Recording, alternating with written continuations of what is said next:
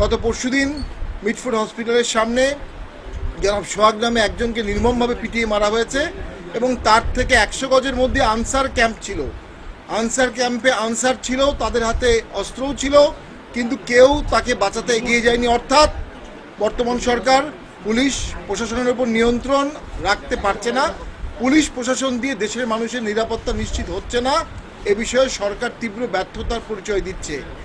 এই ব্যর্থতার দায় বর্তমান সরকারকে নিতে হবে এবং আমরা মনে করি এর প্রভাব রাজনীতিতেও পড়ছে, যে সরকারের সাথে প্রশাসনের সমন্বয় দেখা যাচ্ছে না, সরকারের সাথে আইনশৃঙ্খলা বাহিনীর সমন্বয় দেখা যাচ্ছে না, সরকারের নিয়ন্ত্রণ নাই, সরকার মবতন্ত্রকে নিয়ন্ত্রণ করতে পারছে না। মব ভার্সেস রাষ্ট্র, মব ভার্সেস সরকার, এবং সেখানে বারবার আমরা দেখছি মব জয়লাভ করছে। এটা রাষ্ট্র হিসাবে, দেশ হিসাবে আমাদের জন্য অত্যন্ত লজ্জাকর।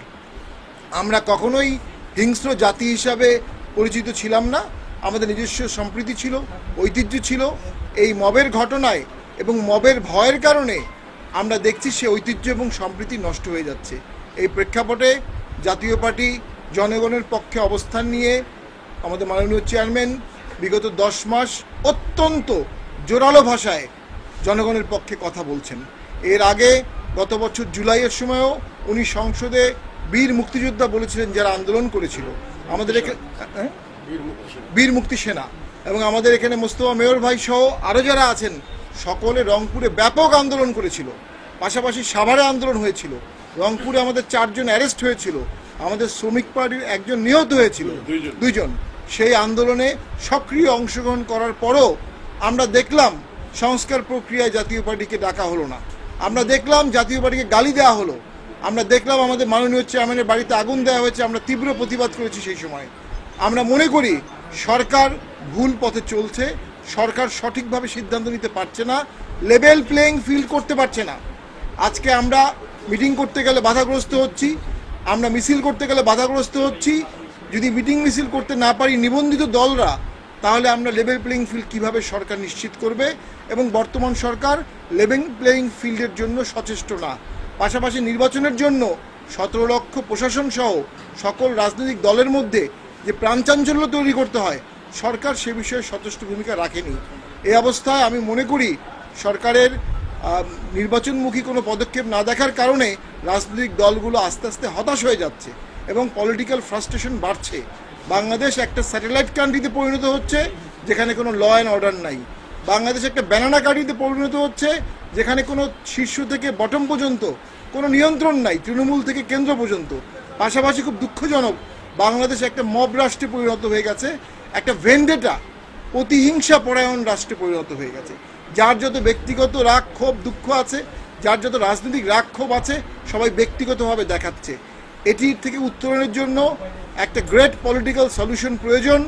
আমার দৃঢ় বিশ্বাস জাতীয় পার্টির মাননীয় চেয়ারম্যান সেই গ্রেট পলিটিক্যাল সলিউশন নিয়ে কাজ করছেন এবং তার মুখ থেকে একসময় সেই গ্রেট পলিটিক্যাল সলিউশন আসবে এবং সেই গ্রেট পলিটিক্যাল সলিউশনের মাধ্যমে বাংলাদেশ রক্ষা পাবে, গণতন্ত্র রক্ষা পাবে, অন্তর্ভুক্তিমূলক রাজনীতি রক্ষা পাবে। পাশাপাশি জাতীয় পার্টিও খোল নলচে বদলে নতুন ফর্মে নবজন্মে আবর্তিত হচ্ছে দেশের মানুষের সেবা করার জন্য। ধন্যবাদ। জি, প্রথম কথা হচ্ছে আমরা একটা ফান্ডামেন্টাল প্রশ্ন এখানে আছি। বর্তমান সরকার তার নিয়োগকর্তা হিসাবে এনসিপির শীর্ষ নেতৃবৃন্দকে একাধিকবার বলেছে সেই নিয়োগকর্তারা একটা দল করেছে এবং সেই দলের প্রধান তিনি মিনিস্টার ছিলেন, তার সহকর্মীরা এখনও মিনিস্টার আছে। সেই সরকারটির অধীনে একটি ভোট হলে আমরা মনে করি সেটি নিরপেক্ষ হবে না, কারণ এনসিপির সাথে এই সরকারের ওতপ্রোত সম্পর্ক আছে। এনসিপির সাজানো প্রশাসনের ছকে দেশ অনেকটা গুছানো হয়েছে, রাইটলি অর রংলি। সেখানে যদি ভোট হয়, সেই ভোটে বর্তমান সরকার স্বাভাবিকভাবেই এনসিপি বা কিংস পার্টিকে একাধিক সুবিধা দেওয়ার চেষ্টা করবে। এটি সর্বজন স্বীকৃত এবং এখনও দিচ্ছে সরকারি সুযোগ সুবিধাই তারা অনেক কিছু করছে। তাই যদি হয়ে থাকে তাহলে এই সরকার আমি মনে করি প্রাথমিক নিরপেক্ষতা হারিয়ে ফেলেছে এবং এই সরকার অবশ্যই এনসিপির প্রতি বায়াসড এবং নিরপেক্ষ না। সেক্ষেত্রে এই সরকারের নিরপেক্ষ ভোট দেওয়ার প্রাথমিক যোগ্যতা আছে বলে আমরা মনে করি না এবং ক্যাপাবিলিটি 18 লক্ষ সরকারি কর্মকর্তা কর্মচারীকে উদ্বুদ্ধ করে, ইন্সপায়ার্ড করে, ডিসিপ্লিন করে ভোট করতে যে ক্যাপাবিলিটি লাগে, যে সক্ষমতা লাগে, এই সরকার সেই সক্ষমতা অর্জন করেনি, করতে চায়নি। সরকারের এই সক্ষমতা অর্জনের সদিচ্ছাও নেই। আমরা মনে করি সরকার ভোটের রাস্তায় আসলে হাঁটি না। সেগুলো এটি এর আগে কোনো বিরোধী দল করেছে বলে আমার মনে হয় না। কিন্তু আমরা টেবিল ছুঁড়ে মারিনি, আমরা পানি ছুঁড়ে মারিনি, আমরা প্যান্ডামোনিয়াম করিনি, আমরা স্পিকারকে খারাপ ভাষায় গালি দিইনি, আমরা ভদ্রচিত ভাষায় গঠনমূলক সমালোচনা করেছি। আমাদের মাননীয় চেয়ারম্যান উনি কিন্তু সংসদে প্রথম কর্তৃত্বপরায়ণ সরকার এই শব্দটি কর্তৃত্ববাদী সরকার এই শব্দটি ব্যবহার করেন। অর্থাৎ উনি অথরিটেরিয়ানিজমকে ওখানে বলেন, সরকারকে বলেন তোমরা অথরিটেরিয়ান। এর ফলে একটা সেন্সেশন ক্রিয়েট হয়। আমরা মনে করি, এবং বৈষম্য বিরোধী আন্দোলনেও উনি প্রথম কথা বলেন সংসদে, লম্বা বিবৃতি দেন। তো আমরা বিরোধী দলের তকমা আমাদের আছে, কেউ কেউ আমাদেরকে অন্য তকমা দিতে চায়, তারা আমাদের রাজনৈতিক প্রতিপক্ষ, তারা আমাদেরকে গালি দিচ্ছে কারণ তারা অনেকেই সকলে মিলেও জাতীয় পার্টির সমকক্ষ হতে পারছে না।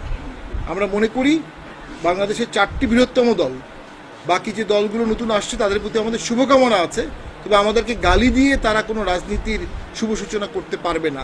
আমাদের নেতাকর্মীরা এতে মর্মাহত হচ্ছে এবং আমি মনে করি এটা রাজনৈতিক শিষ্টাচার বহির্ভূত। আমরা বিরোধী দল যখন ছিলাম অবশ্যই বিরোধী দল ছিলাম এবং অতীতে আমরা সরকারেও ছিলাম। আমরা 8 বছর দেশ চালিয়েছি। 86-তে আমরা সরকার গঠন করেছি, 88-তে করেছি।